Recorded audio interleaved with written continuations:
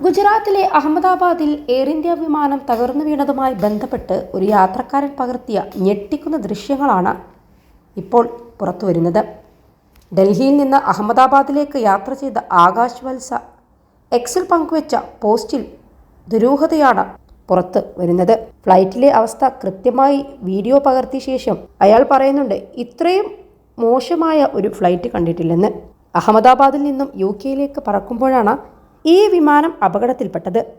ഇതിനു 2 മണിക്കൂർ മുൻപേ ഇതേ വിമാനം ഡൽഹിയിൽ നിന്നും അഹമ്മദാബാദിലേക്ക് പുറപ്പെട്ടിരുന്നു. ഇതിൽ യാത്ര ചെയ്തിരുന്ന ആളാണ് ആകാശ് വത്സ.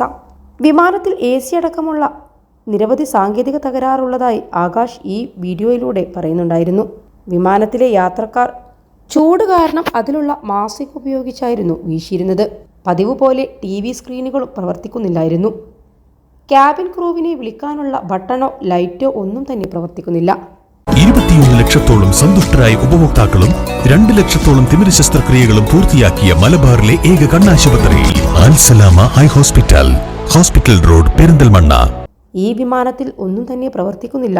ഞാൻ വീണ്ടും എന്തിനാണ് ഈ വിമാനം തന്നെ ബുക്ക് ചെയ്തതെന്നും ആകാശ് പറയുന്നുണ്ടായിരുന്നു. എയർ ഇന്ത്യയിലെ ഈ പ്രശ്നങ്ങൾ ഉയർത്തിക്കാട്ടി ആകാശ് വത്സ എക്സിൽ പോസ്റ്റിട്ടിരുന്നു. പിന്നീട് അത് പിൻവലിക്കുകയും ചെയ്തു.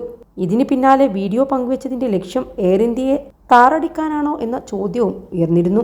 ഗുജറാത്തിലെ അഹമ്മദാബാദിൽ എയർ ഇന്ത്യ വിമാനം തകർന്നു വീണ് 242 പേർ കൊല്ലപ്പെട്ടതോടെ ആകാശ് വത്സയുടെ വീഡിയോ ഗുരുതര ചോദ്യങ്ങളാണ് ഉയർത്തുന്നത്. വ്യാഴാഴ്ച ഉച്ചക്കാണ് അഹമ്മദാബാദിലെ മേഘാനി നഗറിനടുത്തുള്ള ജനവാസ മേഖലയിൽ എയർ ഇന്ത്യ വിമാനം തകർന്നു വീണത്. സംഭവത്തിൽ 242 പേർ മരണപ്പെട്ടപ്പോൾ ഒരാൾ അത്ഭുതകരമായി രക്ഷപ്പെടുകയായിരുന്നു.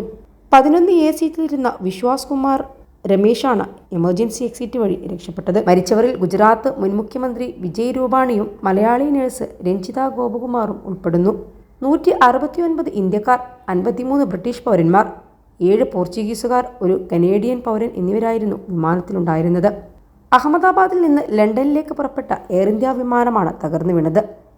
വിമാനത്താവളത്തിന് സമീപത്തുള്ള BJ മെഡിക്കൽ കോളേജ് ഹോസ്റ്റൽ കെട്ടിടത്തിലേക്ക് വിമാനം തകർന്നു വീഴുകയായിരുന്നു. 625 അടി ഉയരത്തിലെത്തിയ വിമാനത്തിൽ നിന്ന് എയർ ട്രാഫിക് കൺട്രോളിലേക്ക് അപായ സന്ദേശം ലഭിച്ചിരുന്നു.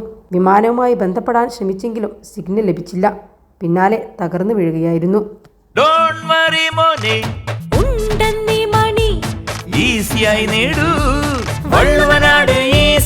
ആവശ്യം ഏതുമാകട്ടെ, പണം ഞങ്ങൾ തരും.